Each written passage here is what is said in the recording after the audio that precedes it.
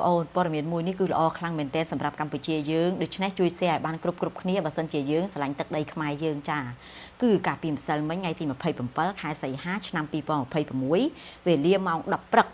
ក្រុមអ្នកសម្របសម្រួល CLG នៃព្រះរាជាណាចក្រកម្ពុជាបានសម្របសម្រួលជូនក្រុមអ្នកសង្កេតការអាស៊ានប្រចាំព្រះរាជាណាចក្រកម្ពុជា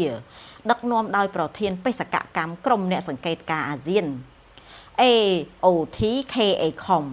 ពីសាធារណរដ្ឋហ្វីលីពីនចុះសង្កេតការផ្ទៀងផ្ទាត់រាយការណ៍អំពីស្ថានភាពតាមបណ្ដោយព្រំដែនកម្ពុជាថៃនិងត្រួតពិនិត្យការដាក់ពង្រាយទូកុងតឺន័ររាយបន្លាលួសជីកប្រឡាយធ្វើលេនដ្ឋាននិងធ្វើផ្លូវលើទឹកដីកម្ពុជា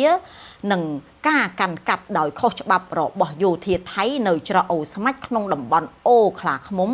ដែលស្ថិតនៅភូមិអូខ្លាឃ្មុំសង្កាត់អូស្មាច់ក្រុងសំរោងខេត្តឧត្តរមានជ័យដែលបណ្ដាលឲ្យប្រជាពលរដ្ឋស៊ីវិលកម្ពុជាចំនួន366នាក់ស្មើនឹង